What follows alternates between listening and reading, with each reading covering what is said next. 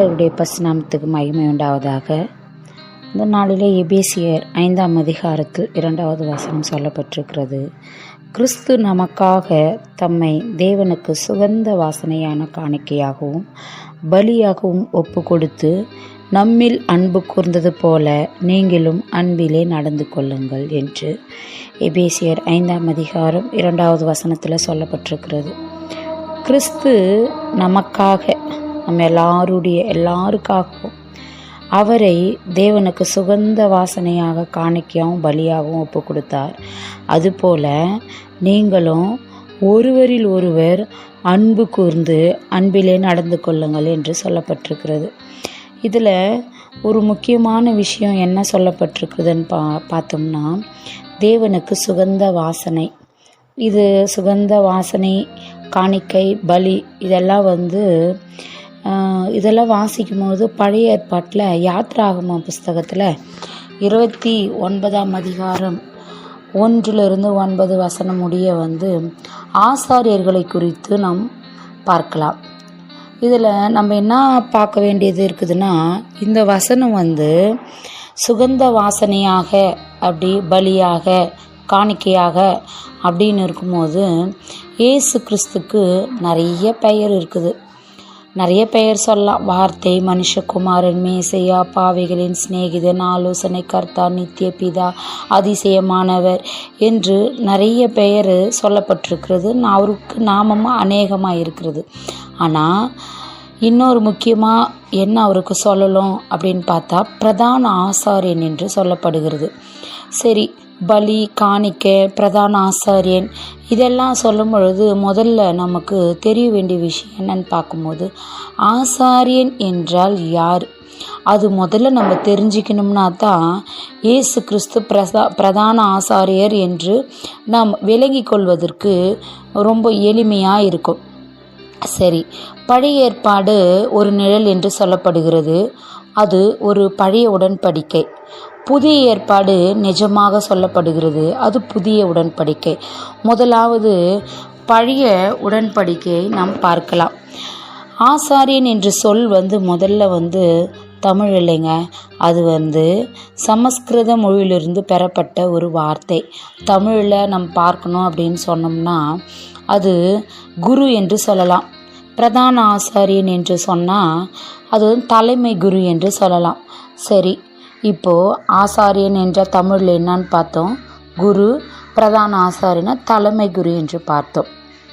சரி, ஆசாரியன் என்றால் யார், ஆசாரியனை யார் நியமித்தது அப்படின்னு பார்க்கும்போது கர்த்தர் தான் அவங்கள நியமித்து கர்த்தர் வழிபாட்டின் ஒழுங்குமுறையை கற்றுக் கொடுக்கிறார்.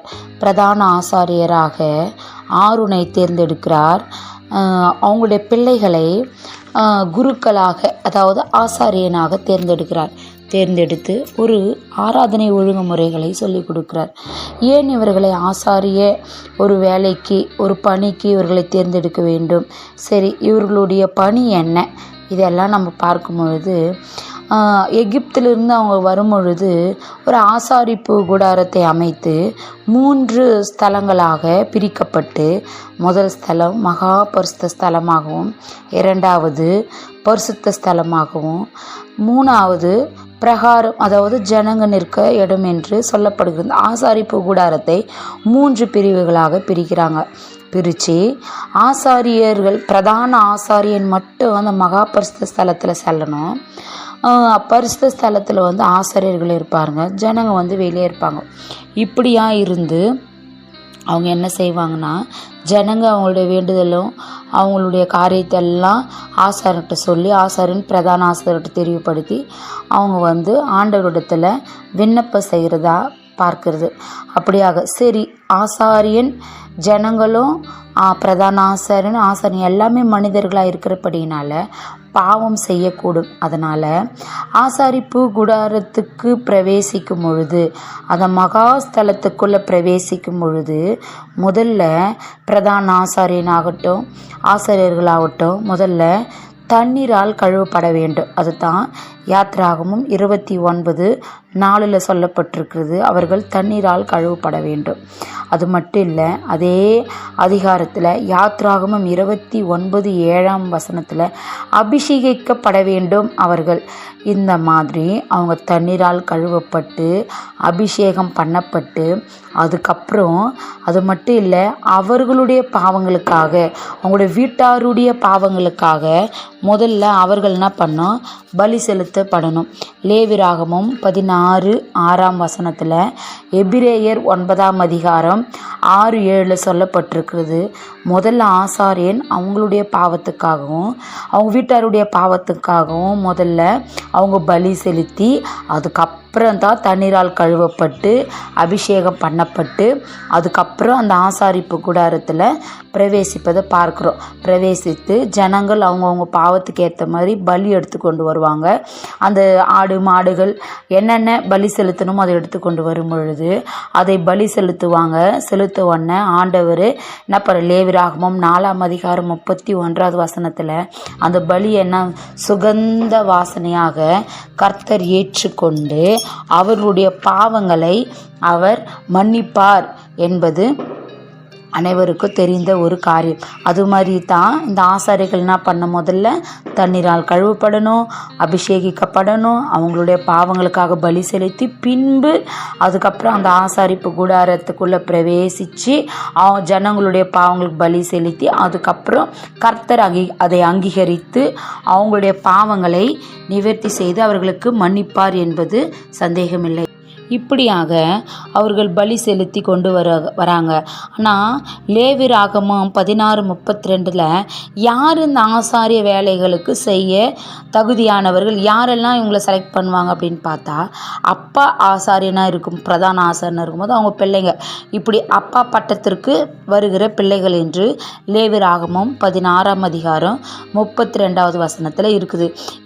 இப்படியாக பலிகளை செலுத்தி அவங்களுடைய பாவங்களை அறிக்கை செஞ்சு அவங்களுடைய பாவங்கள் மன்னிக்கப்பட்டது என்று நினைத்து அவர்கள் செய்து கொண்டு வந்தாங்க. ஆனால் என்னாகமம் 19:18 சொல்லப்பட்டிருக்குது, சுத்தமான ஒருவன் தான் அந்த ஈசோப்பினால் தண்ணீரில் முழுக்கி அந்த ஈசோப்பை என்ன பண்ண எடுத்து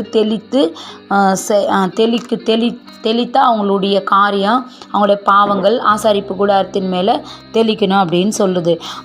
அதே போல் சங்கீதம் 51:7 தாவீது சொல்கிறாரு, என்ன சொல்கிறாரு, நீர் என்னை, ஏன்னா இந்த பாவங்கள், இந்த பலிகள், இந்த ஆடு மாடுகளின் ரத்த பலிகள் எல்லாம் முழுமையாக அவர்களுடைய பாவங்களை மூடப்பட்டுடுச்சு அப்படின்னு சொல்ல முடியாதுன்றதாக தாவீது சொல்கிறார்.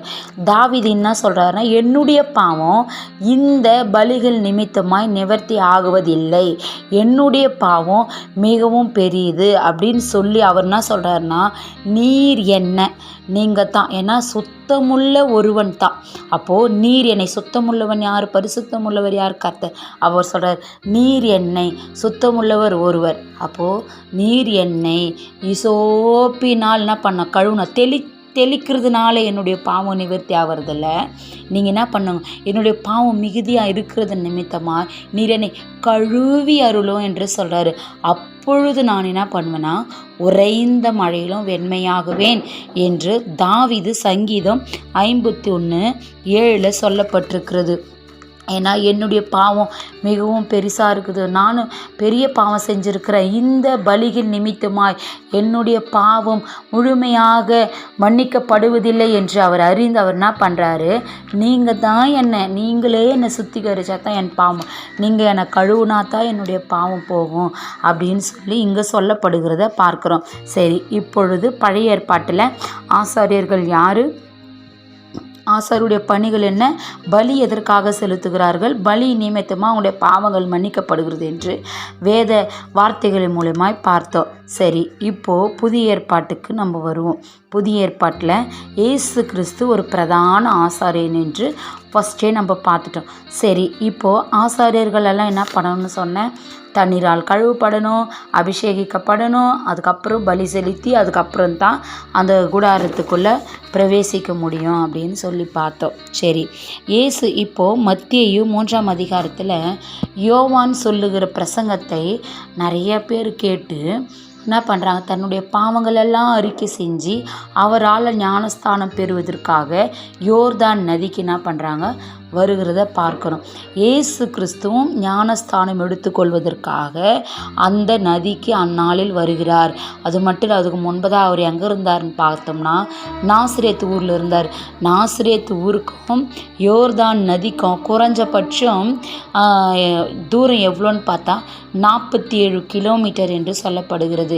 இந்த ஞானஸ்தானம் எடுத்துக்கொள்வதற்கு அவர் என்ன பண்ணுறாரு, வராரு. சரி, எல்லாரும் ஞானஸ்தானம் யார் எடுக்கணும்? பாவம் செஞ்சவங்க தானே. பாவம் செஞ்சு தன்னுடைய பாவங்களை அறிக்கை செஞ்சு அதை விட்டு நம்ம என்ன பண்ணுறோம், ஞானஸ்தானம் எடுத்துக்கொள்கிறோம். ஆனால் இயேசு கிறிஸ்துவக்கிட்ட பாவம் கிடையாது. அவர் பரிசுத்தம் உள்ளவர். அவர் பிறப்பிலையும் பாவம் இல்லை. அவர் பரிசுத்த ஆவியினால் உற்பத்தி பிறந்தார். இப்பேற்பட்டவர் ஏன் ஞானஸ்தானம் எடுத்துக்கொள்ள வேண்டும் என்று பார்க்கும் பொழுது அப்பொழுது நம்ம வாசிக்கலாம்.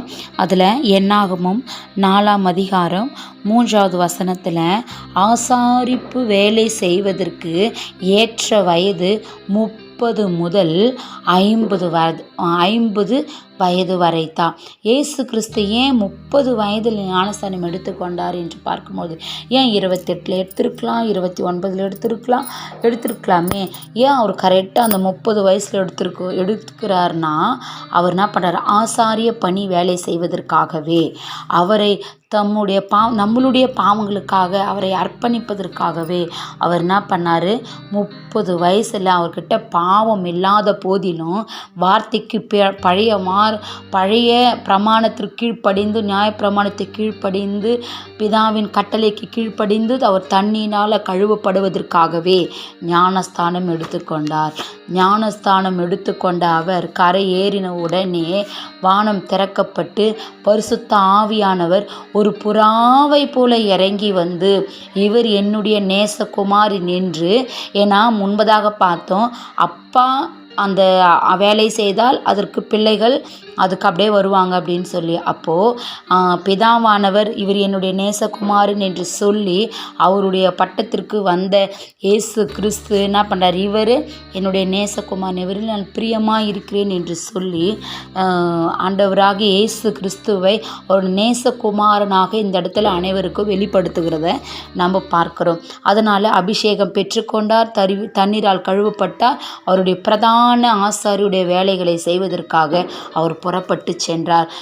அப்புறம் 3 ஆண்டு வரை அவர் பிரதான வேலைகளை செய்து அவர் என்ன பண்ணுறாரு, அதுக்கு முன்பதாக நம்ம பார்த்தோம்னா பிரதான ஆசாரியன் வேலை செய்வதற்கு அவர் என்ன பண்ணோம், ஆசாரியன் அவன் பாவம், அவனும் மனுஷனாக இருக்கிறதுனால அவர் என்ன பண்ணோம், அவருடைய பாவத்துக்காகவும் அவன் வீட்டாருடைய பாவத்துக்காகவும் பலி செலுத்தணும். ஆனால் அப்படி அல்ல, பிரதான ஆசாரியனே இங்கே நமக்காக என்ன ஆயிட்டாரு, நம்மளுடைய பாவங்களுக்காக. தாவீது சொன்னது போல நம்மளுடைய பாவம் கூட ரொம்ப பெரியதாக இருக்கிறது, தண்ணீரால் கழுவப்படணும்னு தாவீது சொன்னார். ஆனால் நம்மளுடைய பாவம் மிகவும் பெரியதாக இருக்கிறபடியினால அவருடைய இரத்தத்தையே கொடுத்து, அவருடைய கடைசி சொட்டு இரத்தம் வரைக்கும் நம்முடைய பாவங்களுக்காக அவரை ஏக பலியாக ஒப்பு கொடுத்து பிரதான ஆசாரியனுடைய வேலைகள், ஆசாரியன் ஒரு காணிக்கை செலுத்தணும், ஒரு காலையோ ஒரு ஆள் ஏதோ ஒரு பலி செலுத்த வேண்டும். ஆனால் இந்த பிரதான ஆசாரியன் நமக்காகவே அவர் என்ன பண்ணார், அவரையே பலியாக கொடுத்த பிரதான ஆசாரியர் தான் இங்கே இயேசு கிறிஸ்து. அது மட்டும் இல்லை, அந்த பிரதான பலியின் நிமித்தமாக என்ன நடந்தது என்று பார்க்கும் பொழுது, யாருமே உள்ளே போக முடியாத தடுப்பு சுவராக இருந்த அந்த சுவர் இவர் மரணத்துக்கு பின்பு ஜனங்களெல்லாம் அந்த கிருபாசனத்தை இருந்து போகலாம், எல்லாருமே போகலாம். அந்த திரை சீலை 2ஆக கிழிந்தது. அவர் என்ன பண்ணுறாரு, அந்த தடுப்பு சுவர் இது பண்ணி உடைந்து அது தகர்க்கப்பட்டு தடையாக இருந்த அந்த தடுப்பு சுவர் தகர்க்கப்படுது. கிருபாசன தண்டையிலே ஜனங்கள் எல்லாருமே இப்போ போகலாம், நம்ம கூட போகலாம். ஏன் அப்படின்னு கேட்டோம்னா, நம்மெல்லாம் அவருடைய பிள்ளைகள் என்று சொல்லி கொள்ளுகிற நாம் இப்போது அப்பா பட்டத்திற்கு பிள்ளைகள் வருவார்கள். இப்போது பிரதான ஆசாரியராக இயேசு கிறிஸ்து இருந்தார். இப்போ அவங்களுடைய பிள்ளைகள் பிள்ளைகள் பிள்ளைகள் பிள்ளைகள் என்று சொல்லி கொள்ளுகிற நம்மெல்லாம் யாருன்னு பார்த்தா ஒரு பிரதான ஆசாரியர் என்றால் நம்மெல்லாம் ஆசாரியர்கள். ஏன்னா வேத வசனம் சொல்லுகிறது 1 பேதுரு 2:9 நம்ம எப்படி இருக்கிற எந்த கூட்டமாக ராஜரீகமான ஆசாரிய கூட்டமாய் நாம் காணப்படுகிறோம்.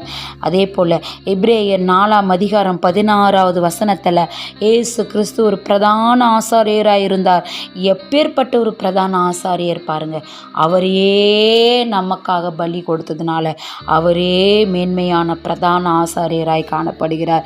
அது மட்டும் இல்லை, ஆசாரியருடைய பணி என்பது ஒரு தனித்துவமானது, ஒரு மேன்மையானது, பிற ஜனங்களிடத்திலிருந்து வேர்பிரிக்கப்பட்ட ஒரு காரியம். அப்போது இயேசு கிறிஸ்துவும் சொல்கிறார், நீங்கள் உலகத்தார் அல்ல, நாமும் கூட ஆசாரியர்களாய் நாம் இருக்கும் பொழுது இயேசு கிறிஸ்துவின் பிள்ளை என்று சொல்லிக்கொள்கிற நாம், ராஜரீகமான ஆசாரிய கூட்டமாக இருக்கிற நம்ம எப்படி இருக்கணும் அப்படின்னா, நம்மளும் அவருடைய பிள்ளை என்று சொல்லிக்கொள்கிற நாம் ஒரு ஆசாரியர்களாய் காணப்பட வேண்டும். ஆசாரியர்கள் எப்படி இருக்க வேண்டும்? அவங்களுடைய தண்ணீரால் கழுவப்பட வேண்டும், அபிஷேகிக்கப்பட வேண்டும், ஜனங்களுடைய காரியங்கள் கர்த்தரிடத்தில் தெரியப்படுத்த வேண்டும். ரட்சிக்கப்படாது இருக்கிற ஜனங்களுக்காய் நாம் என்ன பண்ணோம்? ஜெபிக்க வேண்டியது நமக்குடைய கடமையாக இருக்கிறது.